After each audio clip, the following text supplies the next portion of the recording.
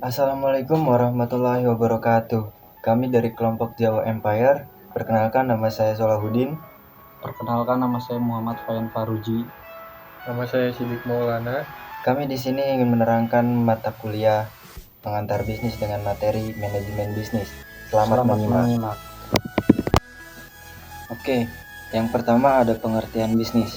Manajemen bisnis adalah proses perencanaan, perorganisasian, pengarahan, dan pengendalian sumber daya organisasi untuk mencapai tujuan yang telah ditetapkan. Ini melibatkan pengelolaan semua aspek operasional dan strategi untuk perusahaan atau organisasi, termasuk keuangan, sumber daya manusia, pemasaran, produksi, dan lain-lain. Manajemen bisnis bertujuan untuk mengoptimalkan kinerja organisasi agar dapat bertahan dan berkembang di lingkungan bisnis yang dinamis dan kompetitif. Dalam konteks manajemen bisnis, manajer memiliki peran kunci dalam mengelola sumber daya dan mengambil keputusan yang tepat guna mencapai tujuan organisasi tersebut. Mereka harus memiliki keterampilan kepemimpinan, analitis, komunikasi, dan interpersonal yang kuat untuk efektif dalam memimpin tim dan menghadapi tantangan yang muncul dalam menjalankan bisnis. Secara keseluruhan, manajemen bisnis merupakan disiplin yang sangat penting dalam mengelola operasional atau organisasinya dengan efisien dan efektif guna mencapai tujuan jangka panjangnya dan tetap relevan di pasar yang terus berubah. Dan yang kedua, ada fungsi-fungsi utama dalam manajemen bisnis. Yang pertama, perencanaan atau planning. Ini adalah proses menetapkan tujuan, mengidentifikasi tindakan yang diperlukan untuk mencapai tujuan tersebut, dan merancang strategi untuk mencapai tujuan tersebut. Yang kedua, perorganisasian atau organizing. Fungsi ini melibatkan alokasi sumber daya yang tersedia seperti tenaga kerja, modal, dan peralatan, serta menetapkan struktur organisasi yang sesuai untuk mencapai tujuan yang telah ditetapkan. Ketiga, pelaksanaan atau leading. Pelaksanaan melibatkan memotivasi, mengarahkan, dan menggerakkan orang-orang dalam organisasi untuk mencapai tujuan yang telah ditetapkan. Yang keempat, ada pengawasan atau controlling. Pengawasan melibatkan pemantauan kinerja organisasi untuk memastikan bahwa aktivitas yang dilakukan sesuai dengan rencana yang telah ditetapkan. 2. Lingkungan bisnis. Yang pertama ada analisis PESTEL. Adalah alat yang digunakan oleh organisasi untuk memahami faktor-faktor eksternal yang dapat memengaruhi operasi dan keputusan strategis mereka.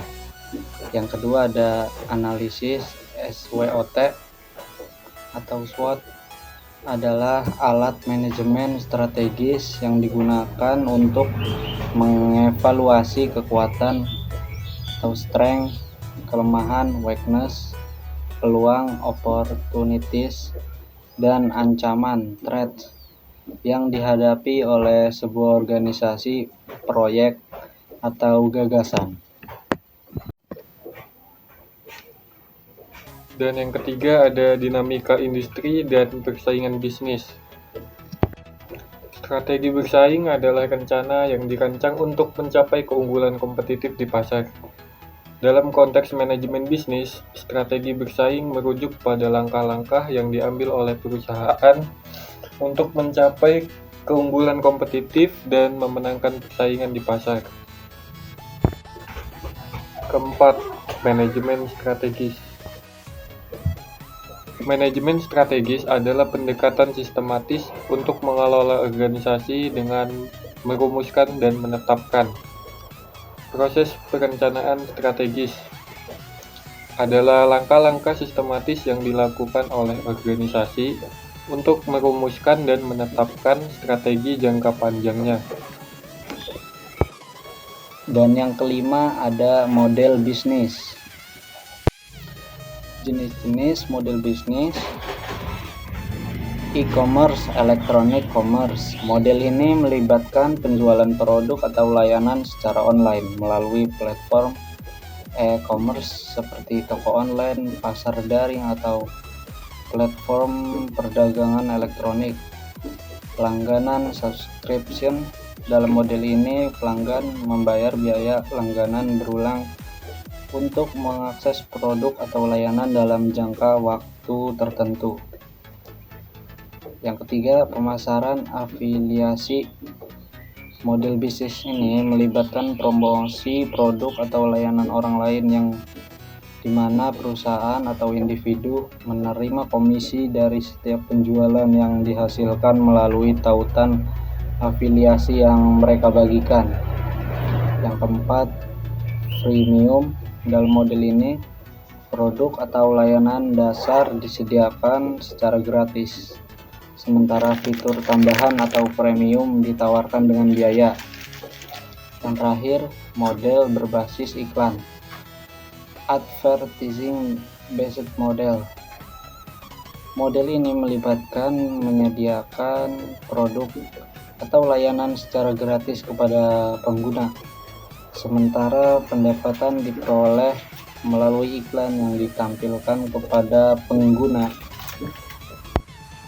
6. Teknologi dan transformasi bisnis.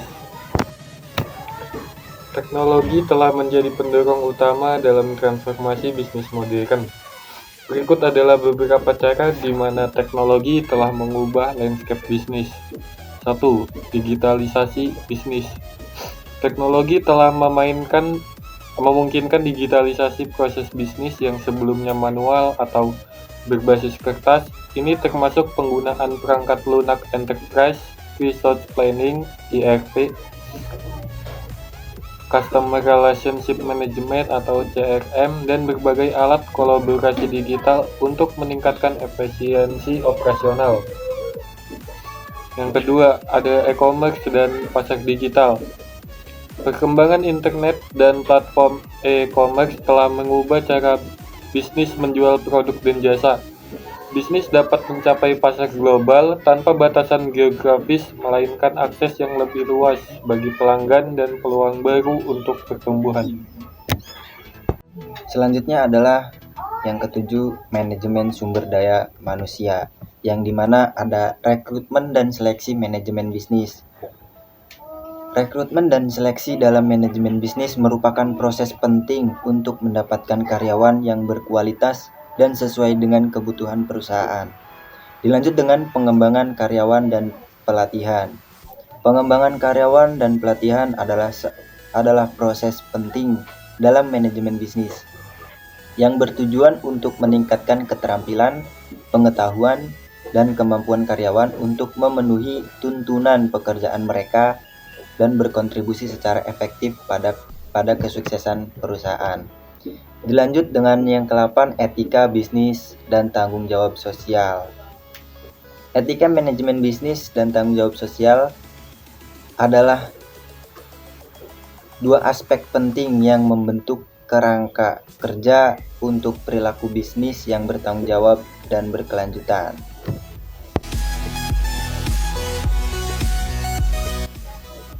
Oke, mungkin itu saja yang bisa kami sampaikan. Kurang lebihnya mohon maaf apabila kita salah kata dalam pengucapan. Terima kasih untuk waktunya. Sekian dan terima kasih. Terima kasih sudah menyimak. Wassalamualaikum warahmatullahi wabarakatuh. Thank you for watching.